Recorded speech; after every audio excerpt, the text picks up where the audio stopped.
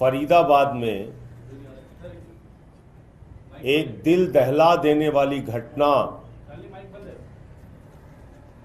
घटित हुई,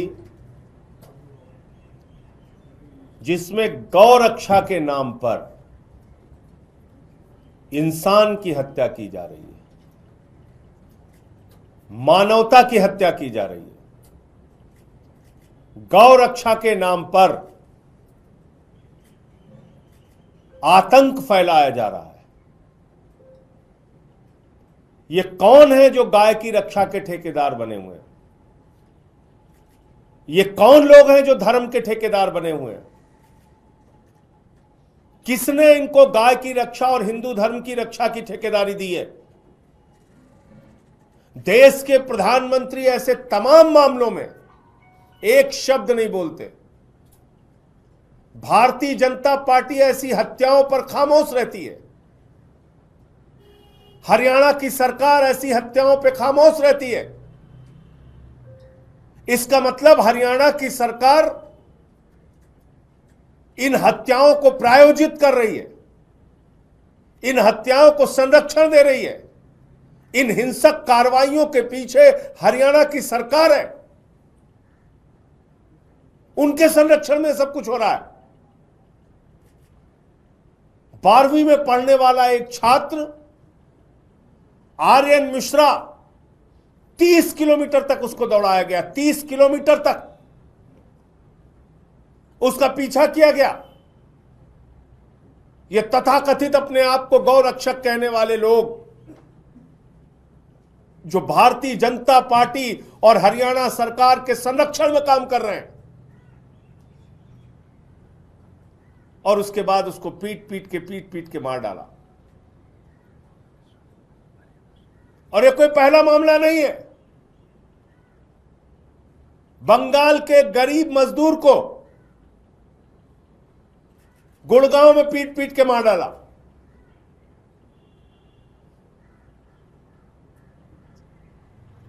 हिंदू मुसलमान, हिंदू मुसलमान, हिंदू मुसलमान, बीजेपी की पूरी राजनीति इस पर निर्भर है।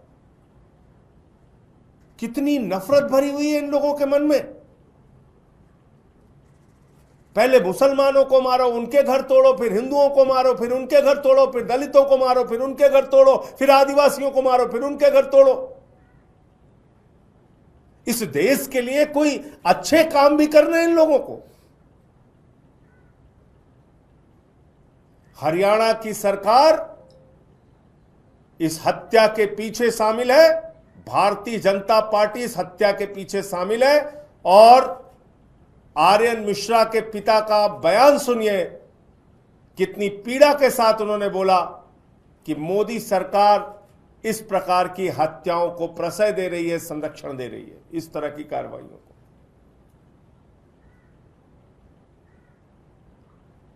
बुलडोजर संस्कृति चल रही देश में।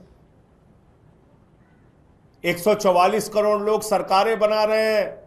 बाबा साहब डॉक्टर भीमराव अंबेडकर जी संविधान लिख के गए। अपराधों के लिए देश में कानून बना है, न्यायपालिका बनी है। अपराधियों को सजा देने के लिए लोकतंत्र की जगह बुलडोजर तंत्र चल रहा है।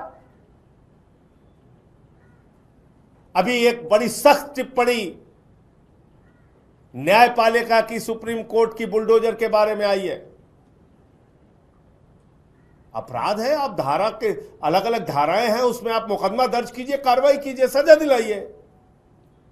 किसी के घर पे बुलडोजर कैसे आप चला सकते हैं? और मैं बार बार कहता हूं कि बुलडोजर किसी का सगा नहीं है। यह बहुत बेवफा है बुलडोजर। यह कभी छतरपुर के मध्य प्रदेश में मुसलमान के घर पे चलता है तो भाजपाई लड्डू बांटते हैं, खुशी मनाते हैं, ए बुलडोजर चल गया, मुसलमान का घर जमींदोज हो गया। फिर काशी में चलता है, हमारे पुरातन मंदिरों पे चलता है। 300 से ज्यादा मंदिर तोड़े गए काशी के अंदर, मैं पूरी जिम्मेदारी से बात कह रहा हूं। 300 से ज्यादा इन्हीं भाजपाइयों के द्वारा बुलडोजर चला चला के वहां लोगों के घर तोड़े गए। उससे चैन नहीं मिला। तो श्री राम की नगरी अयोध्या पहुंच गए। अयोध्या में 4000 घर लोगों के तोड़े, 4000 घर जमींदोज कर दिया बुलडोजर चला के। कई मंदिर तोड़ डाले वहां पे। ये देश का विकास करेंगे ये लोग? कहीं अयोध्या में बुलडोजर चल रहा है, कहीं काशी में बुलडोजर चल रहा है।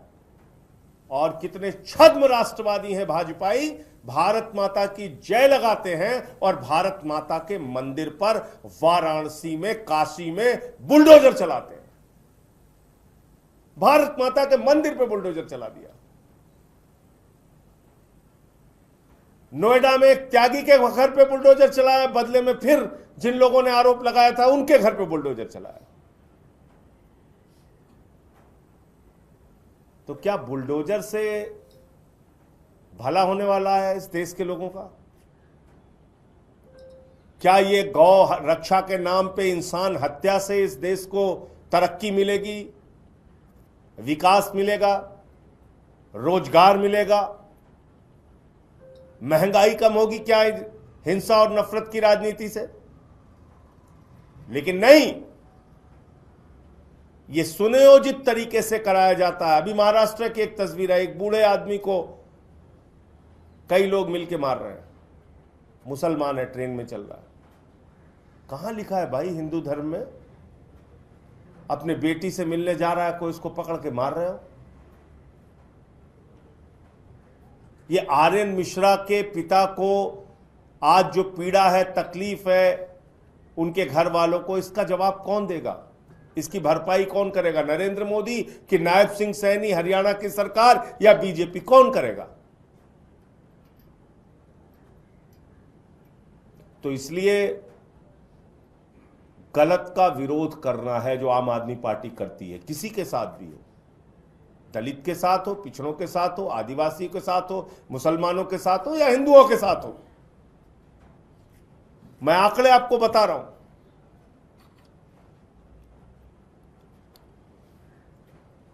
और इससे आपको अंदाजा लग जाएगा 10 साल में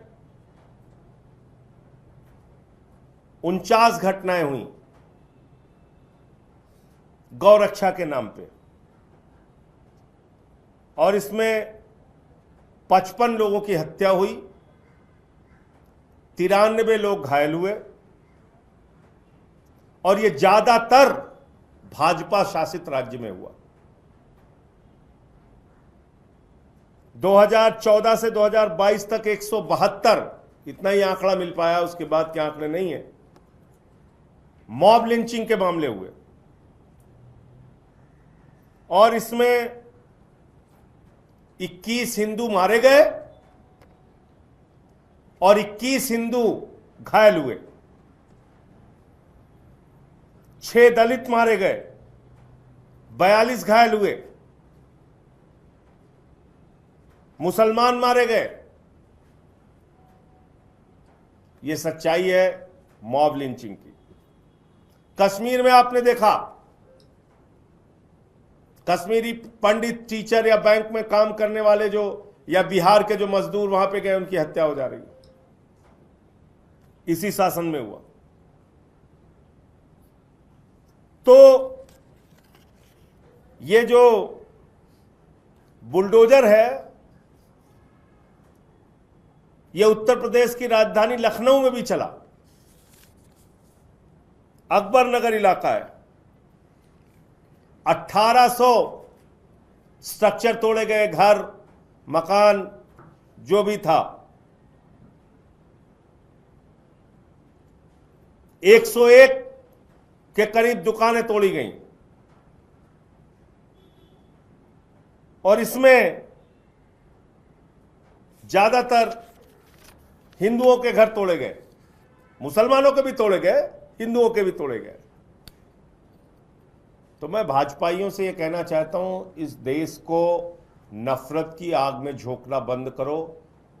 और ये जो उछलते रहते हो, लड्डू बांटते रहते हो, चलो मुसलमान का घर तोड़ा गया, चलो दिल्ली में झुग्गी तोड़ दी गई, चलो गरीब का घर उजड़ गया, बांटो लड्डू, मनाओ जश्न, ये बंद कर दो अब, क्योंकि ये तुम्हारे भी घर पे चलेगा, तुम भी बचोगे नहीं। अयोध्या काशी की हालत जाके वहां के लोगों से पूछो। और ये किसी हिंदू धर्म में नहीं लिखा हुआ, और कोई हिंदू धर्म की ठेकेदारी और कोई आइडेंटिटी कार्ड ये गौरक्षक तथा कथित अपने आप को कहने वाले इनके पास नहीं है कि किसी को भी पकड़ के मार दें। आर.एन. मिश्रा तो एक ब्राह्मण का लड़का था ना, उसको गौ हत्या के नाम पे मार दिया। ये अपने पड़ोस में हत्या करेंगे, कल को घर में हत्या करेंगे। जब दिमाग पे खून सवार हो गया है तो ऐसी घटनाएं होंगी। तो इसलिए इस पूरे मामले की, गुड़गांव की जो घटना हुई जिसमें एक बंगाल के गरीब मजदूर मुसलमान को मारा गया, और आर्यन मिश्रा की ये जो हत्या हुई, और ये दोनों हत्याएं गौरक्षा के नाम पे हुई, इन सब के पीछे कोई अगर सबसे ज्यादा जिम्मेदार है तो भारतीय जनता पार्टी, नायब सिंह सैनी की सरकार, हरियाणा की सरकार।